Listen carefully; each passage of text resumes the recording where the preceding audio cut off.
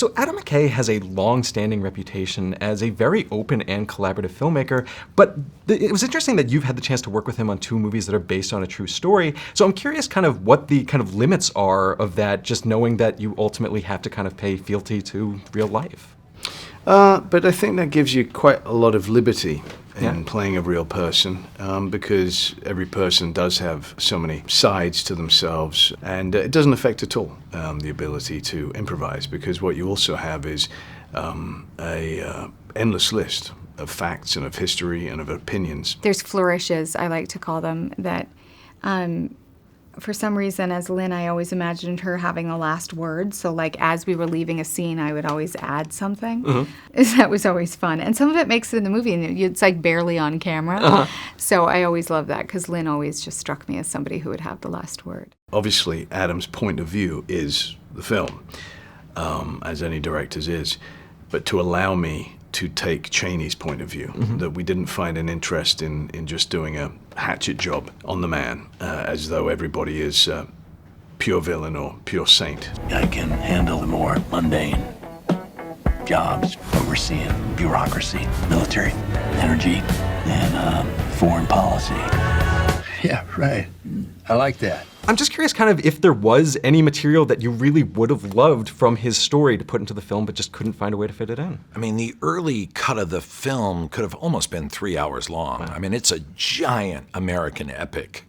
And at the same time, the reason I liked the movie was because he's a mystery. He's a guy that we don't know. He's a guy who doesn't want the spotlight. So I had to kind of avoid certain scintillating aspects of him up front, and because of that, I had to cut stuff. You know, I mean, that was tricky about it. But can you give me an example? Well, I mean, you know, the one that drove me crazy was that he kind of single-handedly killed action on global warming. So there were like 7 other things like that. I mean, this guy ran game through Washington, D.C. like you can't believe. I mean, yeah, he's a grandmaster. He's a chess master. Are you even more ruthless than you used to be?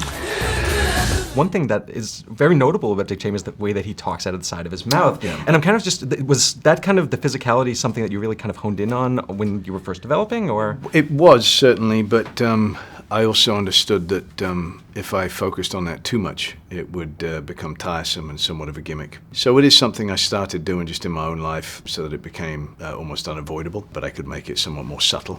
I found his neck to be a very important thing. I got this big neck contraption to put inches onto my neck, and it gives you a sense of being an immovable object, which is somebody I associate, you know, with Cheney. What do you think she kind of saw in him, I guess, from the experience that you've had? Was very smart, very patient. He's able to sit and watch and listen. Well, I mean, if you go back to the beginning of this movie, like, I'm not sure he would be who he is without Lynne's influence. He might not. I mean, he might not. Definitely, she was a great motivator to sort of get him to commit to his potential. When you have power, people will always try to take it from you, always. You actually had the opportunity before this film to work with Adam McKay on Talladega Nights, I did. The movies that he's made in Big Short and this one, they are more serious fare than what he used to make. So I'm curious if you kind of see a difference in the way he directs. Yes and no. I mean, definitely it's a different research process, but actually, when we went into Talladega Nights, he knew everything about. I mean, I think Adam is just one of those people that just loves learning, and he is just voracious in his love of learning and reading. The big trick is, and you know this, is just we're living in bonkers town right now. I mean, we felt like with Cheney, who's this dark mystery, who's done everything he can for his story not to be told. And we felt like we had to show the absurdity of that. We had to show the tragedy of that. We had to have everything.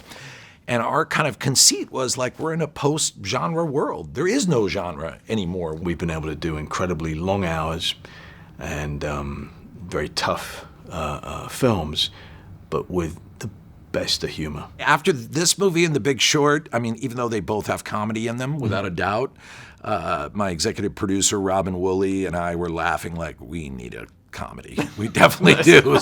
So you tell me what the comedy is, and I'm in.